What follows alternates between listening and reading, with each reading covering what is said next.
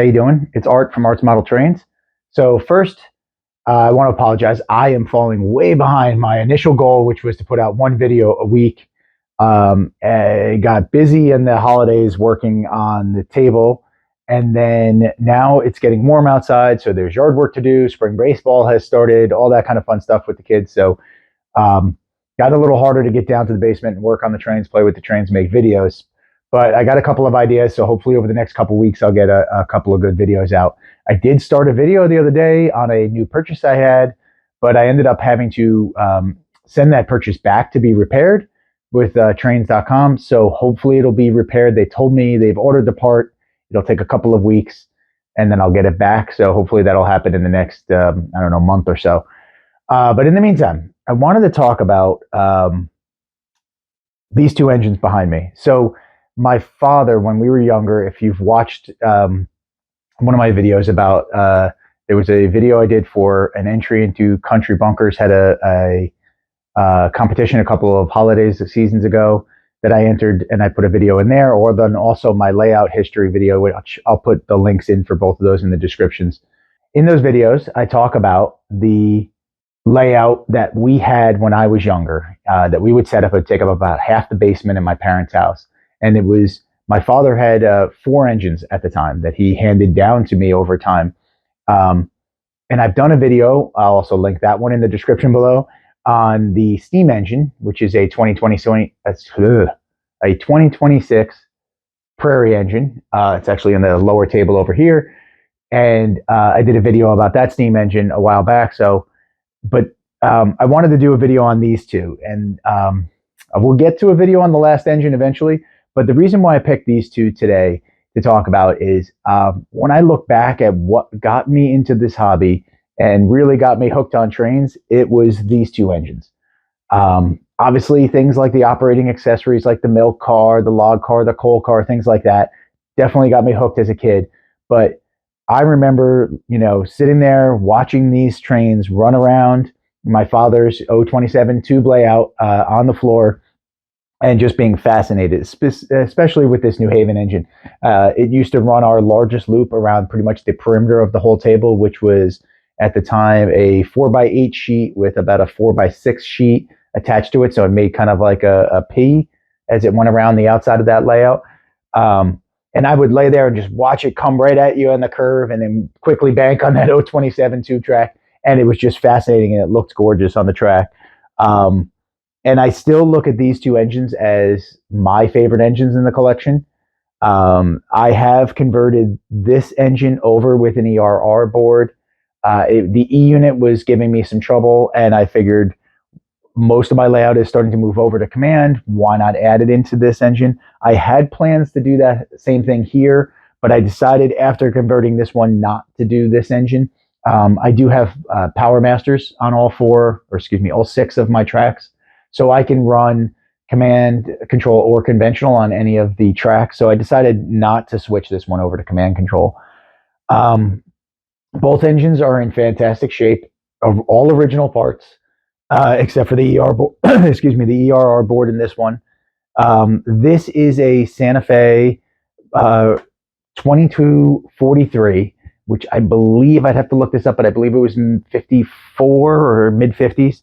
And this is a New Haven 2350. Both are single engine post-war engines, but they have no issues pulling anything, especially when I'm using them on the fast track. So I have added Gargrave track to my layout. So I do run the Santa Fe sometimes on that elevated loop, and I have seen it spin its wheels a little bit on startup when pulling a longer train.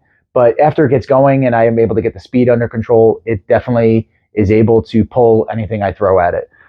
So no problems with only the single engine versus the 2-engine version of the Santa Fe's.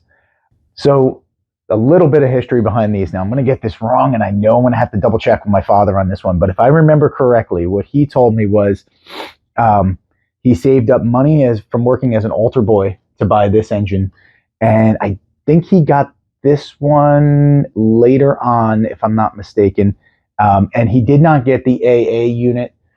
set because of the expense. He actually got the A with the B unit, which I think is on the shelves over there. So that's how I run it, because that's how he had it as when he was younger. So I run it with that, and we always grew up with these Santa Fe Red Bonnet and the B unit pulling a set of silver Lionel Lines passenger cars post-war also. So I use those as my consist for this. So I actually don't run Santa Fe passenger cars with this, but it just looks fantastic. And then this engine, while typically or prototypically on the New Haven line would have probably been pulling passenger cars, it's almost always pulling freight on my layout. I have it usually running on the inner 027 loop on this side of the table, and that is also the track that has the milk car station on it. So it's almost always got the milk car attached to it, which is always a hit. You know, even my kids to this day come down here and love to just press that button and get those 7 milk cartons out of there. But yeah, this is, you know, I look back and this is what got me started. Just watching and playing with these 2 engines and their concepts that we used to set up on the floor were just fascinating to me. So let me know in the comments, guys, like, what engines or what trains kind of got you guys hooked on this hobby? But I look at these 2 as the starter for me.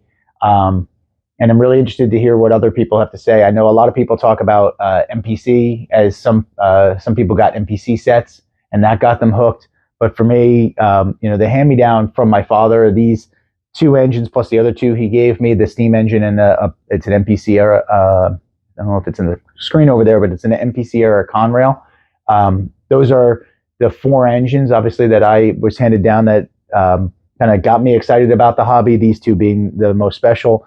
And they will not leave my collection. I can guarantee that. They are going to stay there. And, you know, with the great thing about these engines, I'm able to just maintain these engines and keep them running smooth.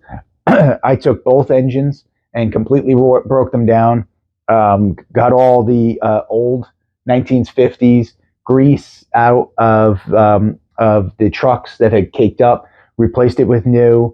I've changed the brushes. I've had to do soldering here and there. Not as much now that I've changed this over to the ERR board. I don't know why, but those wires tend to be, well, I guess they're newer wires, so they're able to handle the turns and not pop off as often. But this one, I do have to resolder every once in a while. But they just run. They're fantastic. And, you know, as most of you guys know, these post-war engines were just built so well. And with the magnet traction, you know, as I mentioned before, they can pull anything I throw at them. I have looked at buying some of the newer versions of these same engines. There's the post-war Celebration series. But every time I look and I see this go up for sale for, you know, the new version of it for $200 and it has command control and everything, I just think back to the fact that I've got the original.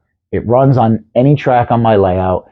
And, you know, why waste the money at this point, right? I already got this one, which has meaning to me, as opposed to replacing it with something, you know, that potentially doesn't. But thanks, guys, for watching. I'm going to put these on the track and get them running around a little bit so you guys can see how they operate. But, you know, I just wanted to share kind of what really got me excited about this hobby.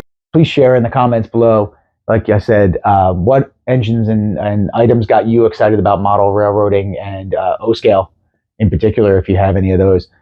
Great to hear. Thanks for watching, guys. Please be sure to like and subscribe, and we'll see you again next time.